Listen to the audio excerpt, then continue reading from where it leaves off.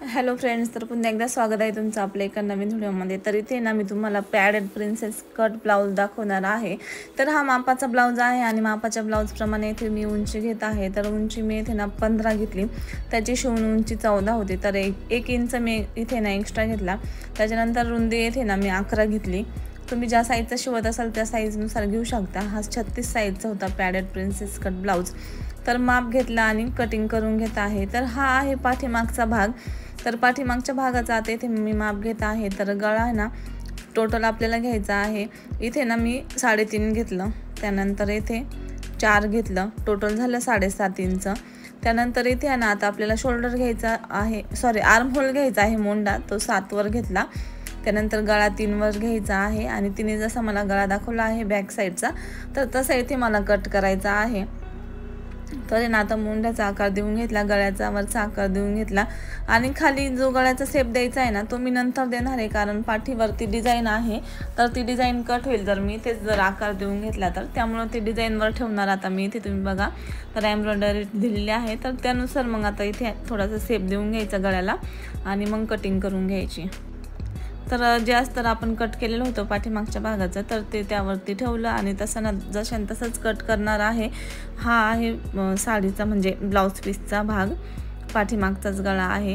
तर आता हा गळा पण कट करून घेणार आहे ते आपण। तर आहे ना कटिंग करताना व्यवस्थित सरकवायचं। आपण जेव्हा सरकवतो ना तर कापड खालीवर होतं आणि मग कधी कधी तुमच्याकडून गळा शिवण्यात चुकून जाऊ शकतो। आणि आता इथे मी पाठीमागच्या गळ्याचा शेप देत आहे, त्या गळ्याच्या आकारानुसार जो आधीच गळा आखलेला आहे आणि तिने मला असा गळा दाखवलेला होता, तर तिला तसा स्टिच करायचा होता। तर त्यानुसार ना मी हा पाठीमागचा बोटनेक गळा इथे कट केलेला आहे।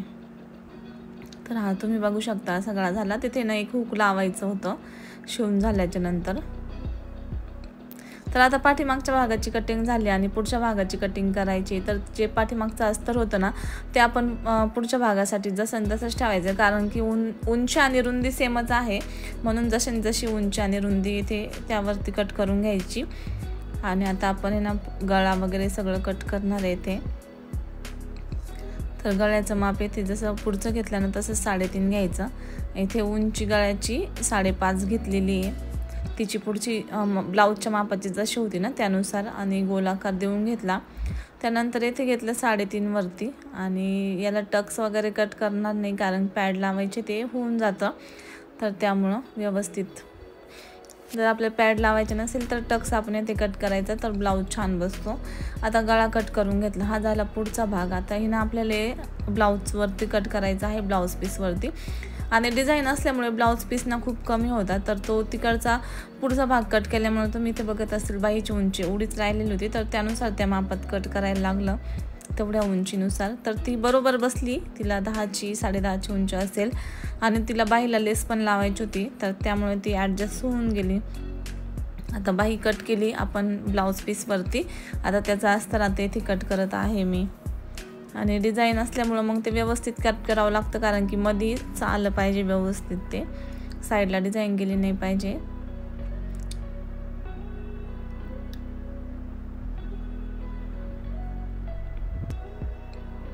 तर आता इथे तुम्ही बघत असतील बाही पण कट करून झाली आणि इथे ना मी हा भाग थोडासा तिरका ठेवत आहे, पण तुम्ही सरळ ठेवा जर ब्लाऊज पीस तुमच्याकडे पुरा असेल। जर मी उभा ठेवला असताना तर दुसऱ्या पार्टला कापडच नव्हतं, म्हणून मी असं तिरकं ठेवलं। जर ना ब्लाऊज पीसवर एम्ब्रॉयडरी डिझाईन जर नसते ना तर व्यवस्थित ब्लाऊज पीस कपडा पुरतो, पण डिझाईन असल्यामुळे त्यानुसारच कट करायला लागतं, तर त्यामुळे इथे ना कापड कमी होतं। आणि मग मी हा पार्ट असा ठेवला, तुम्ही सरळ ठेवा आणि म्हणजे शिवताना वगैरे काही व्यवस्थित बसतं एकदम। आता हा एवढाच कपडा उरला होता ह्या पार्टसाठी, तर आणि बाकीचं जे उरलं त्याला बटन पट्टी म्हणजे हुक पट्टी वगैरे लावलं होतं, तर फक्त एवढाच कपडा उरला होता ब्लाऊज पीसमधून, त्यामुळे मग अशी कटिंग करायची आणि लॉंग स्लीव्ज पण होती। तर हा झाली आपली सगळी पुढच्या भागाची पण कटिंग, अस्तरची पण आणि ब्लाऊज पीसवरती पण। आता मी तुम्हाला शिवायचं पण कसं ते दाखवते। तर ही सगळी आता कटिंग झालेली आहे आणि आता मी तुम्हाला पॅड पण कसा लावायचा हा आता ना पहिले मी पाठीमागचा गळा शिवून घेत आहे।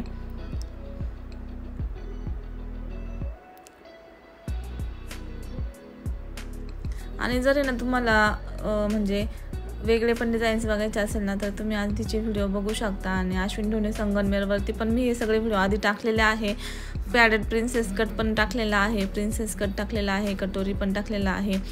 तर आणि जर तुम्हाला पॅटर्न पण घ्यायचे असेल ना कटोरीचे, प्रिन्स कटचे, 4 टक्सचे, तर तुम्ही ना मी तुम्हाला नंबर देईल कमेंटमध्ये किंवा इथे स्क्रीनवरती पण देईल मम्मीचा नंबर। तर आहे ना तुम्हाला सगळ्या साईजचे पॅटर्न मिळतील ब्लाऊजचे, कटोरी, प्रिन्स कट, 4 टक्स। तर तुम्ही ते खरेदी करू शकता आणि जसे तसेच ठेवायचे, कट करायचे आणि शिवायचं। परफेक्ट ब्लाऊज बसतो मस्त। तर इथे ना झालं आता ब्लाऊजचा गळा जोडून। आता ते साईडचं मी थोडंसं कट करून घेत आहे, जेणेकरून मग आपण जेव्हा उलटा करतो ना तर गोळा होत नाही। आता खालच्या साईडने एक टिप मारत आहे मी इथे।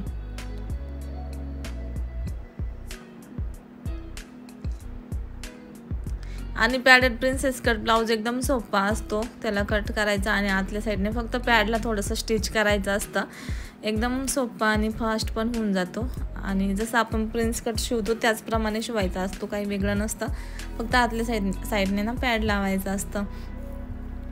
तर तुम्हाला मी ते पुढे दाखवते।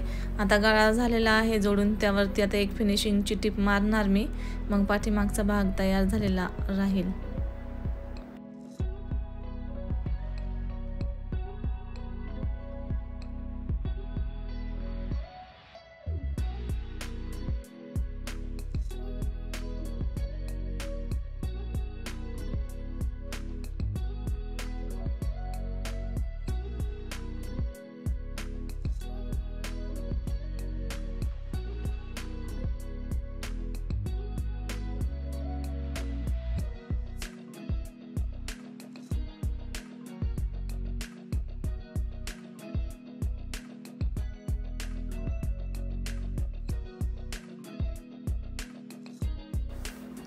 तर इथे आता गळा जोडून झालेला आहे, तुम्ही बघत असले ते फक्त एक हुक अटॅच करायचा आणि ते पाठीमागच्या साईडने टक्स मी मारत आहे ब्लाऊजला। आणि टक्स झाल्याच्या नंतर हा ना पाठीमागचा भाग आहे ना गळ्याचा पूर्ण कंप्लीट झाला। आता पुढचा फ्रंट भाग आपल्याला शिवायचा आहे।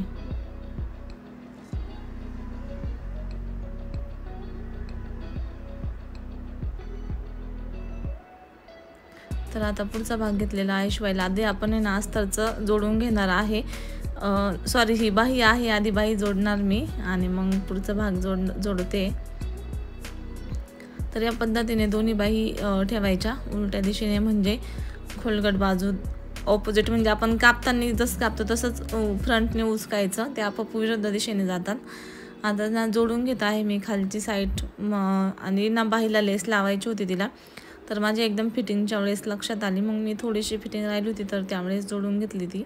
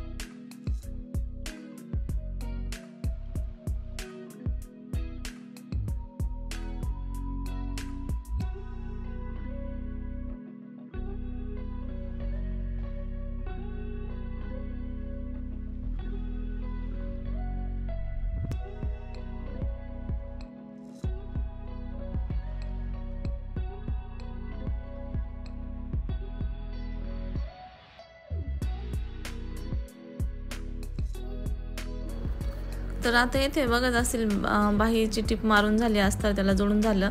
आता आहे ना हा पुढच्या भागाचा अस्तर आपण जोडणार आहे फ्रंट साईडचं एकमेकांना, आणि मग त्यामध्ये पॅड लावून घेणार आहे। दोन्ही साईडचं जोडून घेणार। आणि जर तुम्हाला टक्स कापायचा असेल तर तुम्ही कापू शकता, पण याची रुंदी मला थोडी जास्त घ्यायला लागली असती आणि मग तिचा ब्लाऊज पीस पुरला नसता, तर त्यामुळे ना मी याला टक्स नाही मारला। आता ना म्हणजे आता ब्लाऊजचं जोडत आहे मी, अस्तरचं जोडून घेतलं।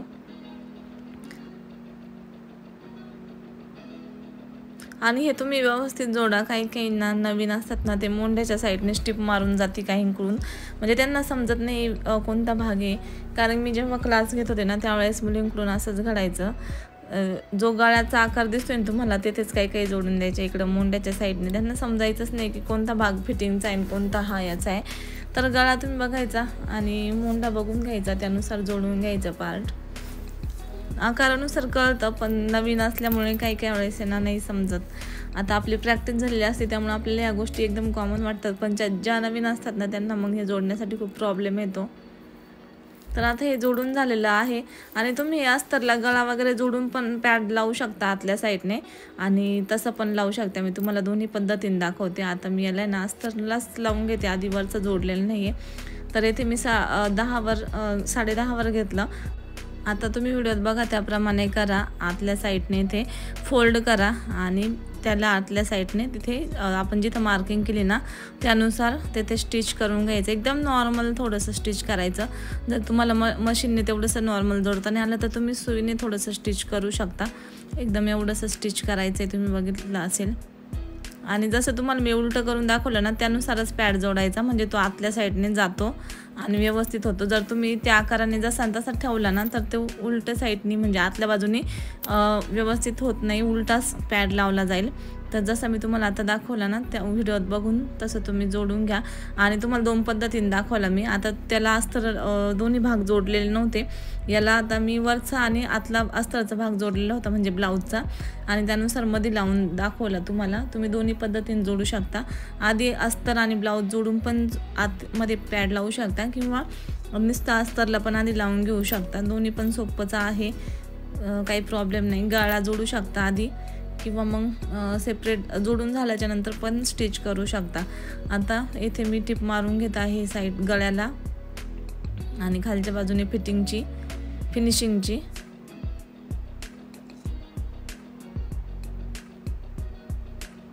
तर एका साईडचं झालेलं आहे. आता दुसऱ्या साईडचं आता तुम्ही ना इथे बघू शकता. आता त्या दुसऱ्या भागाला आपण ना पॅड लावून घेतलेला आहे, त्यावरती या पद्धतीने ठेवायचं उलटं आणि स्टिच करून घ्यायचं.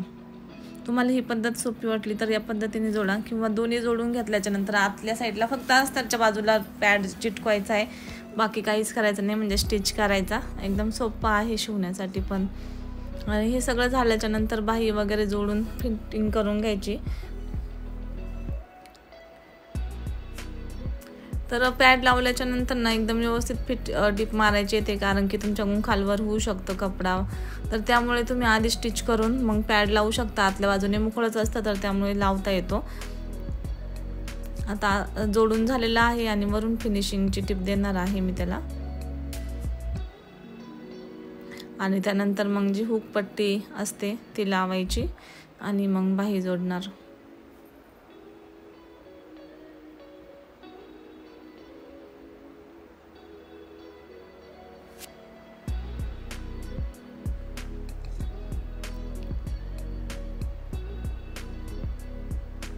आणि ब्लाऊज पीसचा कपडा तुम्ही बघत असतील खूप सिल्क होता आणि एकदम पातळ पण होता.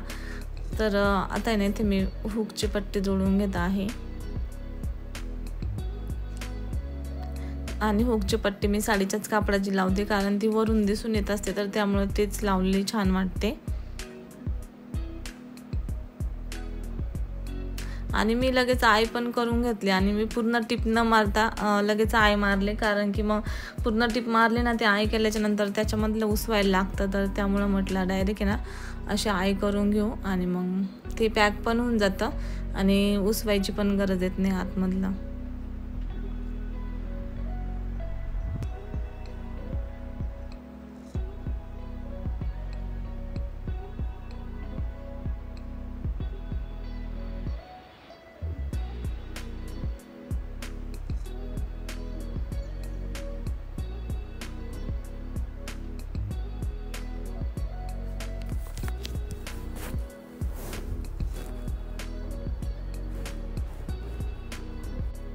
तर मग तुम्ही इथून पुढे ब्लाऊज बघू शकता. या पद्धतीने स्टिच करायचा आणि आता काही शोल्डर वगैरे जोडून घ्यायचं आणि बाही वगैरे जोडायची.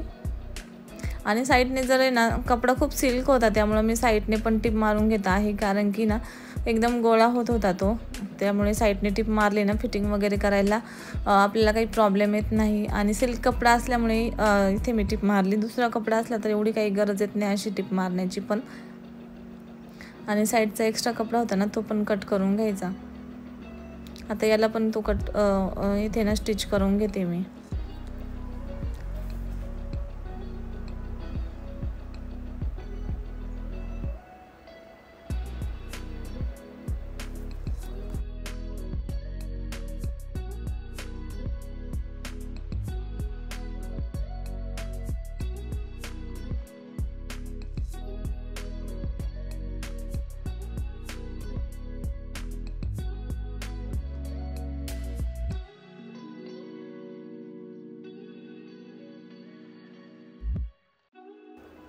तर आता आपल्याला शोल्डर जोडायचे ना, पुन्हा पाठीमागचं आणि पुढचा भाग जोडायचा आहे.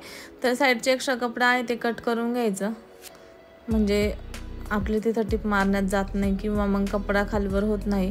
आणि हे खूप महत्त्वाचं असते, ही बाजू दोन्ही बाजू मोजून घ्यायची. जर ती खालीवर असली तर मग एकदम फिटिंग खालीवर होते, तर ती जर खालीवर असली तर तिथे कट करून घ्यायची. आता इथे बरोबर होती म्हणून मी लगेच शोल्डरचं टिप मारून घेतली.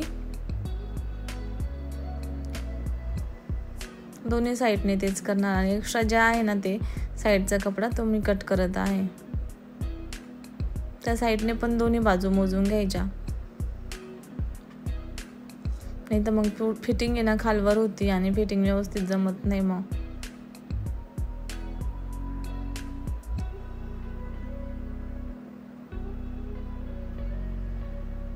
आता शोल्डर झाल्यानंतर बाही जोडायची आहे. आणि बाहीला डिझाईन आहे ना ती एकदम मधोमध आली पाहिजे व्यवस्थित, त्यामुळं ती आधी शोल्डरपासून जोडायला सुरुवात करायची.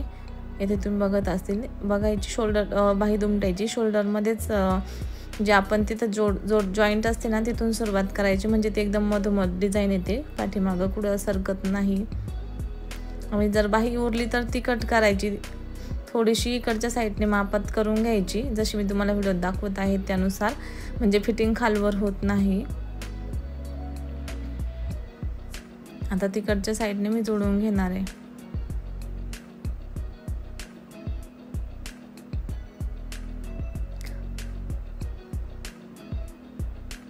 तर यानुसारच बाही जोडायची, म्हणजे व्यवस्थित पण येते, फिटिंग पण व्यवस्थित होते.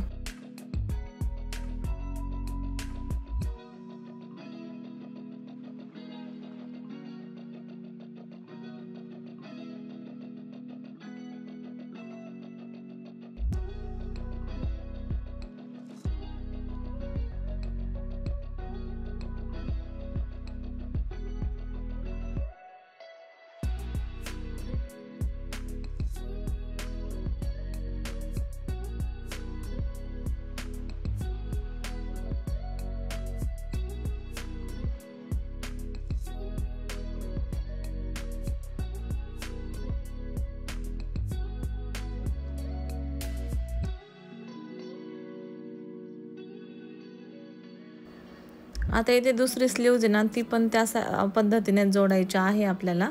एकदम मधोमध डिझाईन आली पाहिजे, ती शोल्डरवर ठेवायची आणि तिथून जोडायला सुरुवात करायची.